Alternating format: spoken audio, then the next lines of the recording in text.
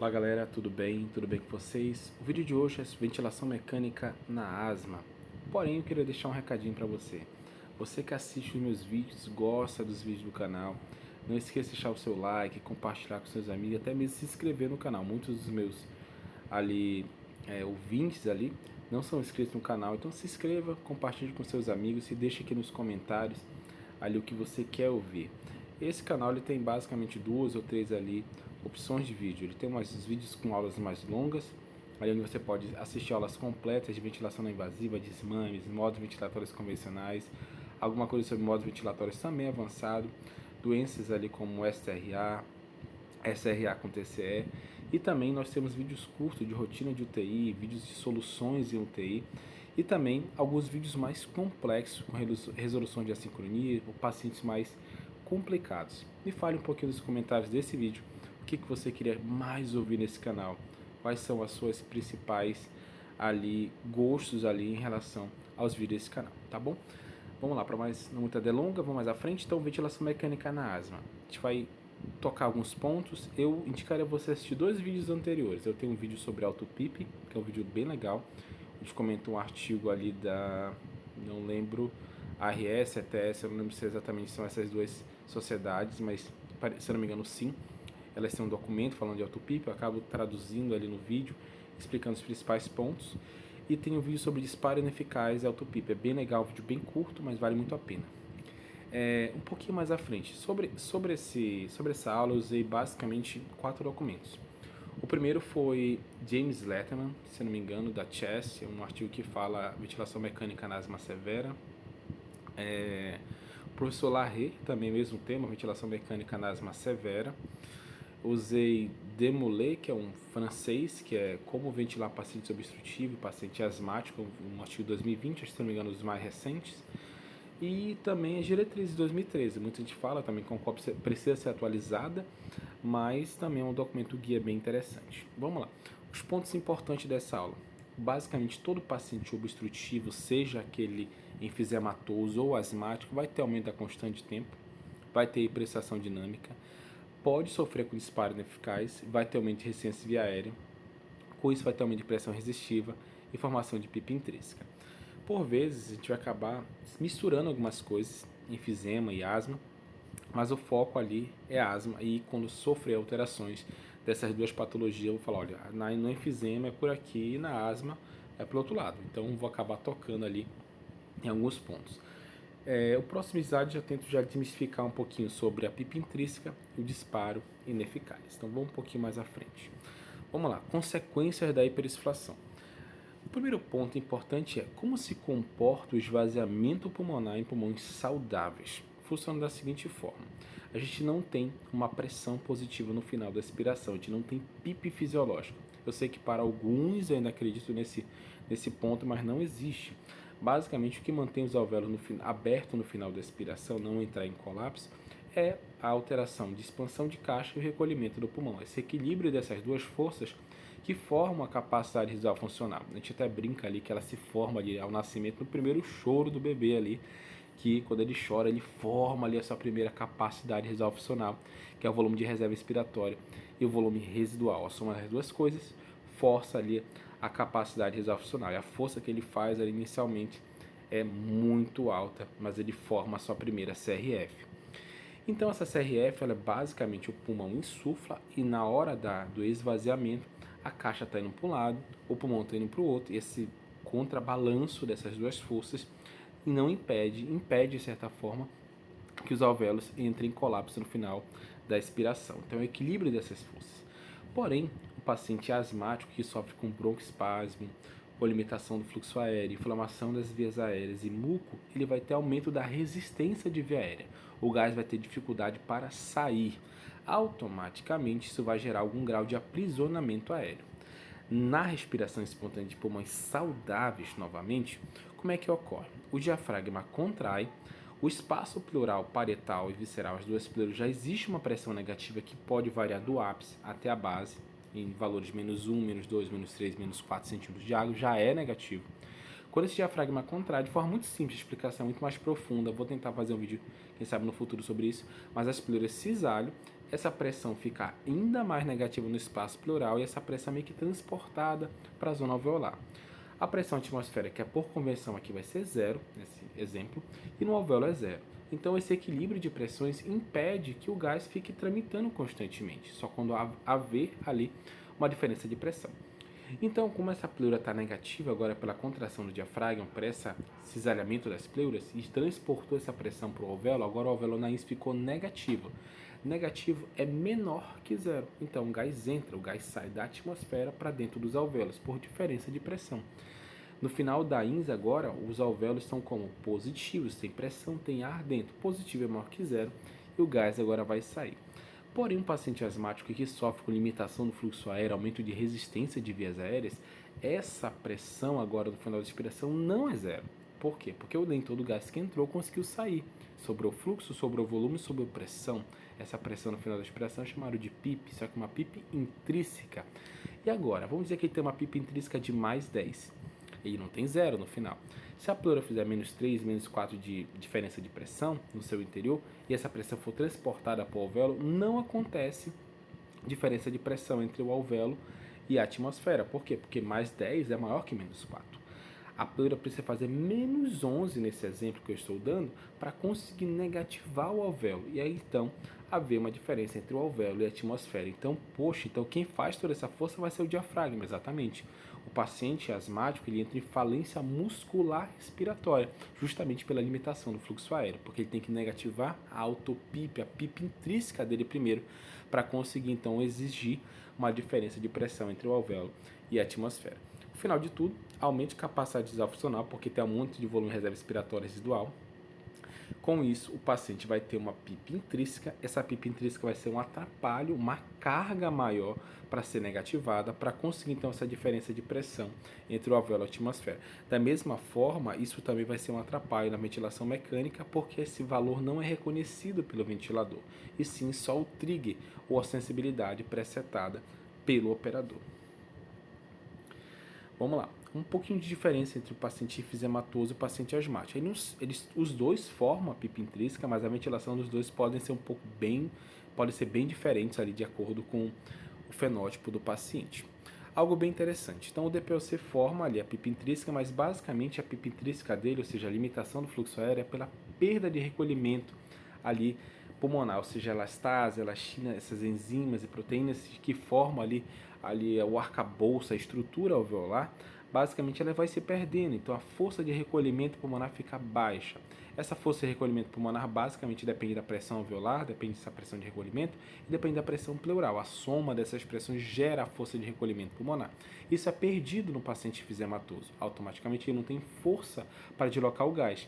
Então o colapso de veia acontece logo depois dos alvéolos, nas pequenas vias aéreas, chama de colapso distal.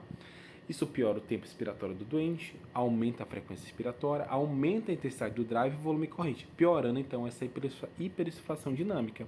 Então ele também chega no mesmo fator, que é a autopip, que é a hiperinsuflação dinâmica, a dificuldade de disparar o ventilador mecânico, a respiração espontânea e fadiga muscular respiratória. A asma já é um pouquinho diferente. Ela também forma a PIP intrínseca, mas por outros fatores, broncoespasmo, inflamação das vias aéreas, muco, isso gera perda do fluxo respiratório, hiperinflação dinâmica e risco no final de colapso hemodinâmico, que eu vou tocar depois, mais à frente. Então as duas têm, de certa forma, o mesmo produto, mas por condições diferentes. Um enfisema pulmonar, por exemplo, o colapso distal, por vezes permite que você adicione PIP nesse paciente e tenha uma melhora da hiperinflação dinâmica. No paciente asmático, o colapso de via aérea já é mais acima, um pouquinho mais medial.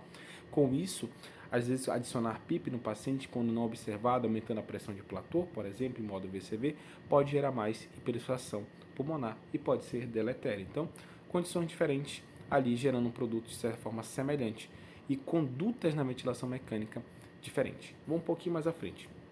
Eu toco ali também nesse ponto, na troca gasosa e no colapso hemodinâmico, que vai ser agora. A troca gasosa é o seguinte: o paciente DPOC, basicamente, ele vai ter déficit de oxigenação e déficit de ventilação, ou seja, alteração do clearance de CO2 ou hipoxemia, porque ele tem basicamente uma alteração, uma incompatibilidade de ventilação-perfusão, ou seja, eu tenho unidades alveolares que vai ter ventilação-perfusão mais baixa, alteração de unidades alveolares, ventilação-perfusão mais elevada, ou zonas mistas, ou seja, esse paciente, por vezes, o fluxo sanguíneo, pela perda do mecanismo de vasoconstrição pulmonar hipóxia, desvia o fluxo para áreas não ventiladas. Isso gera, basicamente, ali um grande deslocamento do fluxo e automaticamente hipoxemia e hipercapnia. A proporção de shunt geralmente nesse doente geralmente é baixa, menor que 10% do débito. Já a asma já é um pouquinho diferente, ela tem mais unidades VQ baixo, ou seja, eu tenho áreas ali perfundidas, porém não ventiladas. Isso que atenua ali é o mecanismo de vasoconstrição pulmonar hipóxia. Ele consegue, nessa forma na asma, deslocar o fluxo sanguíneo para alvéolos que ainda estão ventilados. A hipercapnia é mais causada pela hiperdistensão alveolar, gerando então uma coisa que a gente chama de espaço morto. Ou seja, o alvéolo vai ficando tão hipersuflado, ali gerando compressão em capilares alveolares e intraalveolares, gerando ali a presença de hiperdistensão, aumento de resistência vascular pulmonar e presença e formação de espaço morto ali fisiológico, não anatômico. Beleza? Vamos um pouquinho mais à frente. Agora o ponto mais importante dessa aula, porque ali o desfecho é tão ruim no paciente com asma severa. Basicamente, o paciente com asma severa ele não vai falecer, não vai chegar no óbito pela hipoxemia, nem pela hipercapnia, ele vai chegar no óbito pelo colapso hemodinâmico, se não for bem tratado. Mas por quê, Mário? Pensa comigo. Se ele tem um aprisionamento aéreo, tem uma PIP intrínseca, a gente tem uma pressão positiva elevada, isso é em ventilação mecânica, tá bom? Se ele tem uma pressão positiva agora elevada, essa pressão positiva vai diminuir o retorno venoso no átrio direito, então vai ter uma menor pré-carga, automaticamente uma menor pré-carga também no ventrículo direito. Porém, agora o pulmão está muito pressurizado, então a pós-carga do ventrículo direito vai estar alta. Lembra que tanto o colapso como a hiperdistensão alveolar, a formato de U-shape da resistência vascular pulmonar, gera aumento dessa resistência. Então, por hiperdistensão, ele aumenta a resistência. Quanto maior a resistência vascular pulmonar, maior a pós-carga ali do ventrículo direito, maior dificuldade de jogar esse sangue para frente. Automaticamente tem menor pré-carga do átrio esquerdo, com a menor pós-carga do ventrículo esquerdo.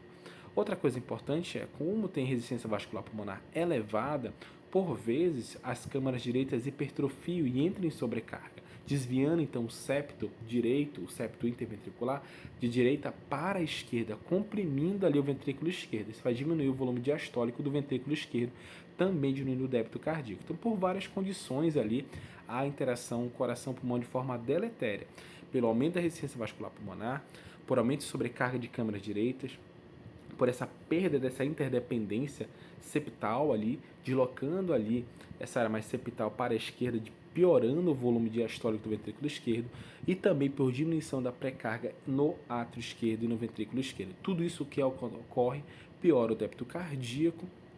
Isso pode ser bem deletério e gerar o colapso hemodinâmico.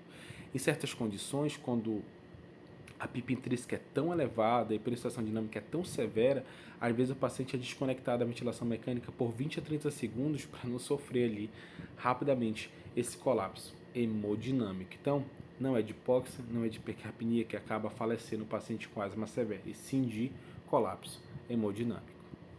Então, esse slide acaba falando isso, vou um pouquinho mais à frente. Ventilação mecânica na asma. Então, está aqui um dos artigos que eu utilizei, eu falei que eles iam aparecer durante a aula.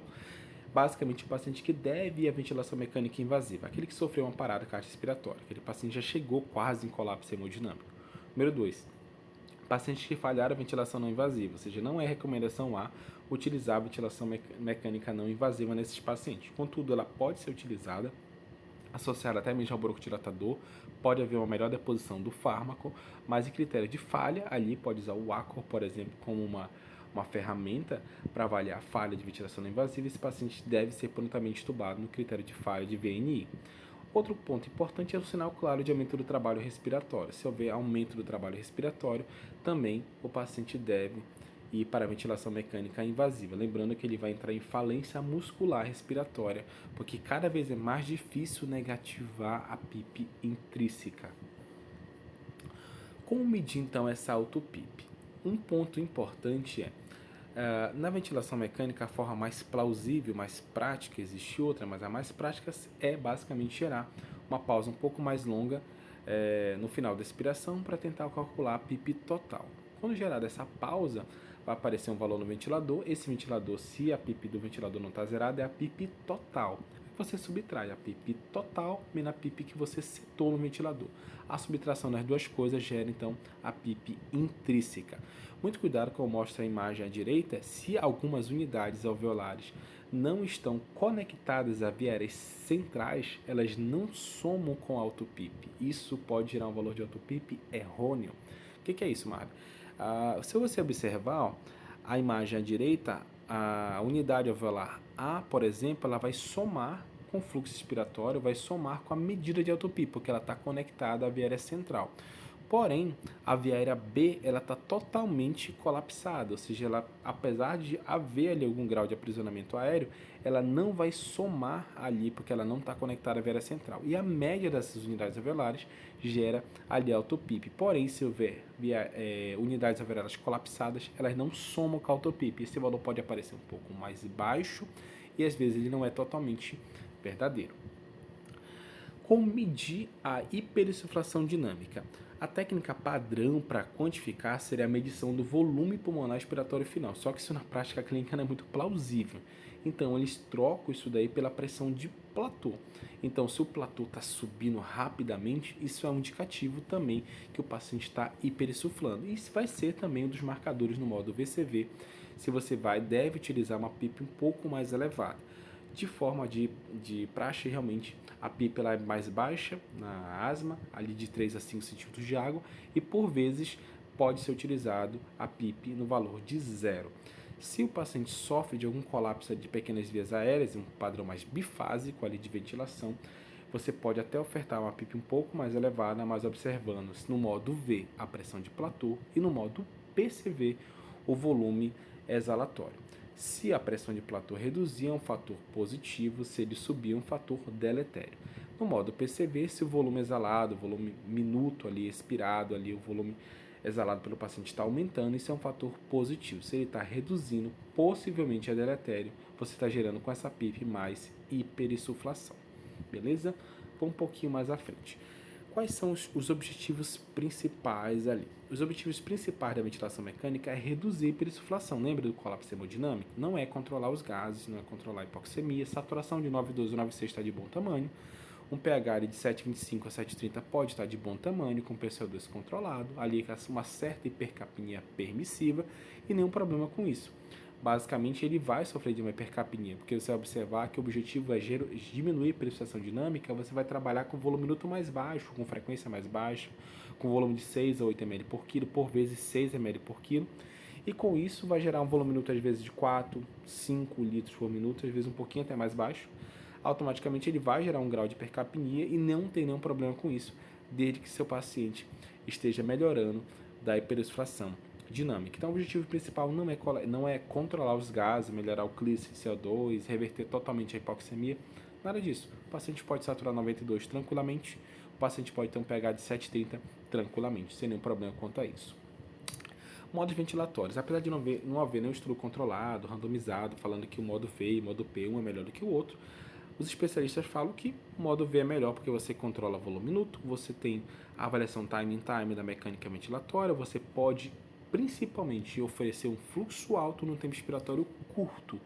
É por isso que não tem lógica colocar no modo V e colocar a rampa, botar em rampa, em modo decrescente o fluxo. E sim, deve se colocar em square, em onda quadrada realmente.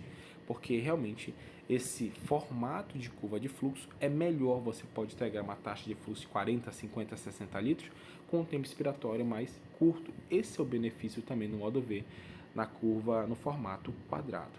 Outra coisa interessante, se você escolher o modo V, libere o alarme de pressão. Mas, Mário, o alarme de pressão é um fator positivo. Não, calma. Na asma, por exemplo, o paciente sofre de aumento de resistência às vias aéreas e aumento da pressão resistível. O que é a pressão resistível? É a diferença da pressão de pico menos a pressão de platô. Essa pressão vai aumentar. Então, abra o alarme de pico, 50, 60, 70, 80, não tem problema, desde que a pressão de platô seja inferior a 28 ou 30 centímetros de água, ou seja, o limite viscoelástico do pulmão está garantido e o que está passando dessa pressão ali está caindo sobre a zona condutora.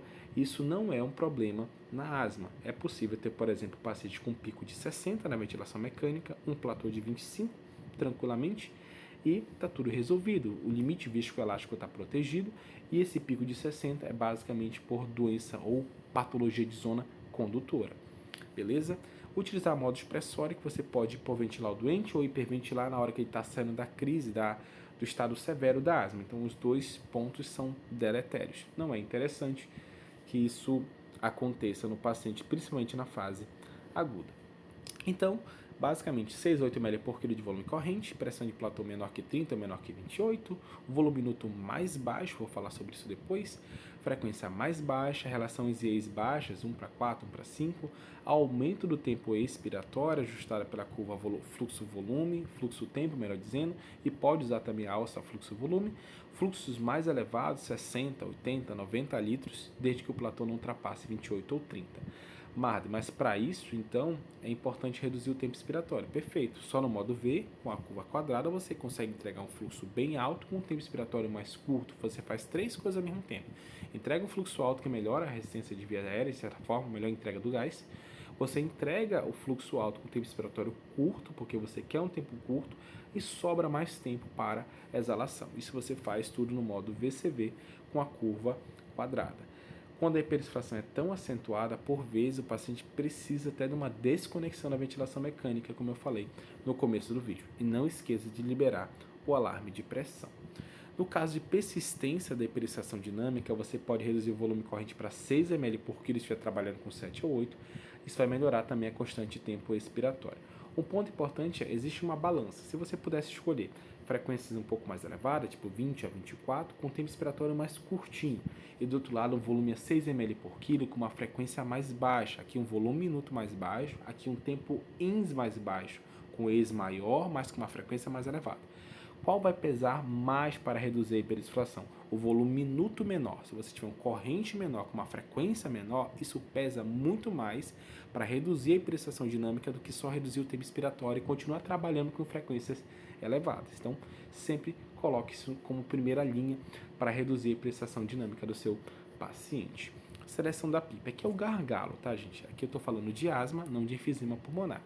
Mas, basicamente, a PIP que vai ser selecionada no ventilador é um PIP baixo, em paciente em modo passivo, tá, gente? Tem modos ativos, como o modo PSV, a gente vai falar depois, mas em modos passivos, PIP de 3 a 5 e pode ser usado ZIP sem nenhum problema, desde que zero de PIP promova uma menor pressão de platô, um melhor volume expirado, se estiver no modo PCV, e com isso reduza também o aprisionamento aéreo com menor prestação dinâmica.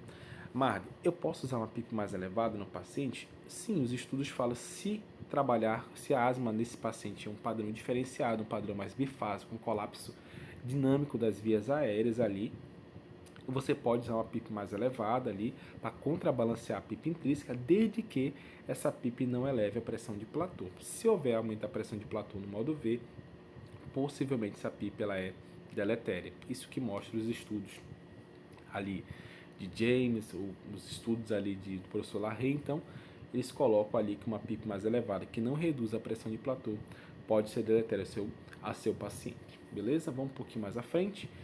Isso, como eu falei, existem 3 pontos, né? Então, existe uma forma que você tenta aumentar a PIP de forma incremental.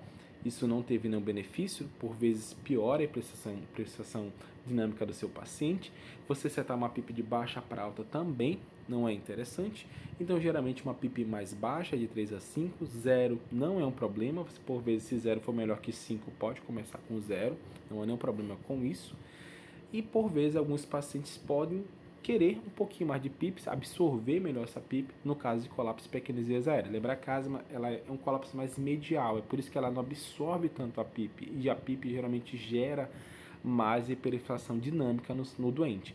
Então, por vezes, se esse doente é tanto colapso medial com colapso também distal, isso vai aparecer no ventilador mecânico, com fechamento precoce de vias aéreas, com uma AOP mais elevada, e ali com sinal de raiz quadrada na curva fluxo-tempo, aí você vai adicionar na PIP, observando se melhora o fluxo expirado, melhorando também, reduzindo a pressão de platô. Se isso acontecer, possivelmente você está gerando ali melhor esvaziamento pulmonar. Se subir a pressão de platô, possivelmente você está gerando mais hiperinflação. Isso é deletério. Mas se seu paciente agora está ativo na ventilação mecânica, aí já pode ser um pouquinho diferente. A gente vai falar depois sobre o disparo ineficaz.